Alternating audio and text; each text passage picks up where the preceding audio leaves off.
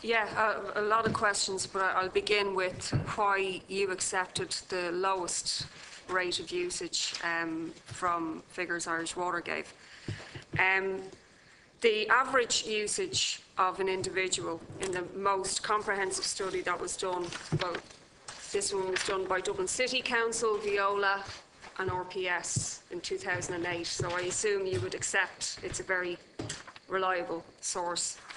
And the figure, and I'll pass these around because deputies need to explain why they're also accepting this rate of usage, is 148 litres per head per day was found in 2007 to be the average usage. Yet, the typical household usage rates that you've accepted are way lower than that, meaning that people, when the meters start ticking, are going to get much higher bills than you've indicated after the 9-month cap is lifted. So give you an example, a 2-adult household, Irish Water calculates average usage of 66,000 litres for the first adult in a household and 21,000 for the next. Now, that's another thing. Are they sharing the bath or what? Like, where is the evidence that a second adult uses a third of the water of a first adult? Because I'd love to hear a little bit more on that. We must be going back to the days when we're all thrown into the bath on a Saturday night. So this would give 87,000 litres per year for a 2-person household. So that would be 119 litres per person per day, which is way less than the 148 litres. That seems to be the average usage that was accepted in the Greater Dublin area.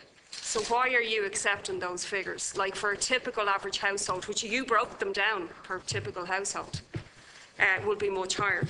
A 3-adult household, Irish Water calculations give 108,000 litres per year, equating to 98 litres per day. So that's even lower than the other ones. And a 4-adult household is 129,000 litres per year, equating to 88 litres per day. So the more you have in your family, the less water each individual will have to consume, according to what you're saying. So those are figures that are based on the most recent studies. A teenager as well. You're accepting that a teenager uses way less water than an adult, when anyone knows that a teenager uses more water than most adults in actual fact. So you've accepted the definition of a child being there is no free water or free allowance, which you're perpetuating that myth that's out there. The second question I have is the actual price rate that you've given. You've accepted €4.88 as the price, but yet the business price, and I have figures from 5 different local authorities, the business price of water at the moment to Limerick City is €2.70. In Limerick County it's €2.70. In Fingal it's €1.95. In South Dublin County Council it's €1.93, and in Dublin City it's €1.78. So in Dublin City, you know, your householders are and in all the areas are paying more than business is paying. So can you explain why you gave that price for water? And then just finally, I mean, I think it's become clear to the 100,000 people that were on the streets and to everybody with the bonus culture, etc., that people fundamentally reject that we do pay for water. We always have paid for water. You accept that actually in a part of your document. Why did you not seek that real conservation measures will be undertaken? For example, domestic water usage in Britain, where there is metering, is 141 litres per person per day. Not that much different actually to Ireland. But yet, since 1996, water losses in the Dublin region have been brought down from 42.5% to 28% through investment, through an actual programme where leaks were detected by teams. That would save much more money, even dual flush toilets, water harvesting, all of those things. You know, no effort has been made to bring in those.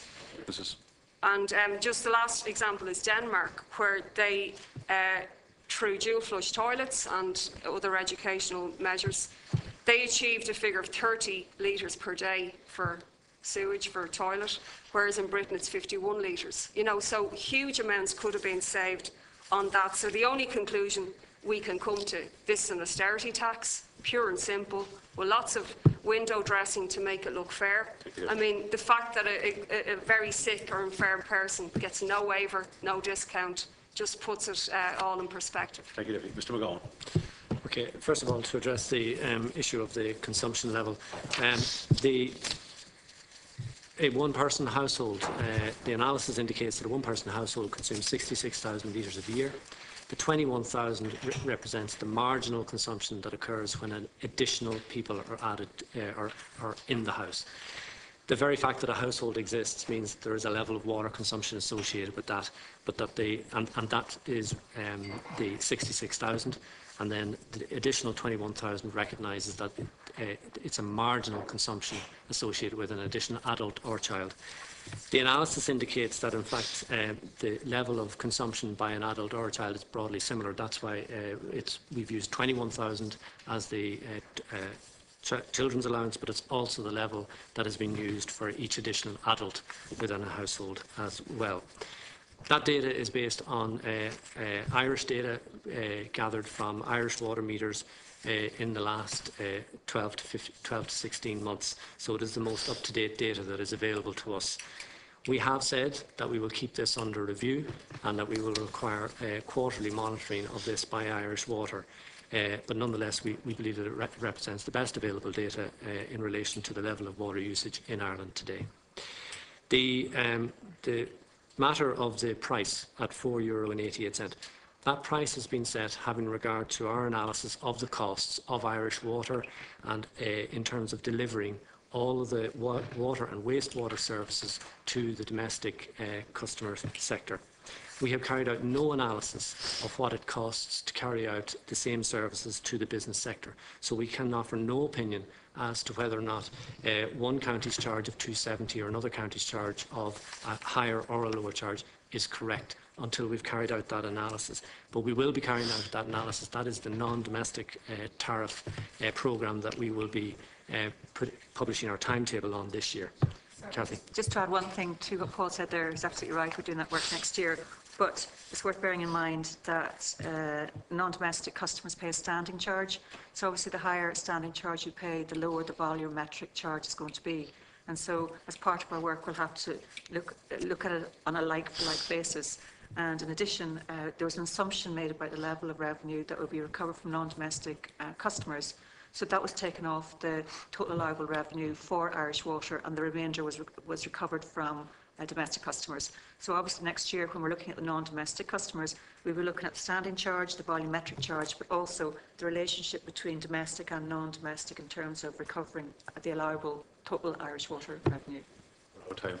Deputy Kieran Donnan. Sorry, can I follow up with one question, please? I've given you 8.5 minutes. Well, it's just in relation to this cost per person.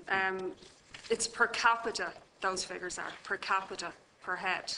So on page 11 of that study, if you go and check it. No, I'm talking about so you've come up with studies that show a second person is going to use a third of the water of a first person, but these are per capita, per head studies that were done in Dublin.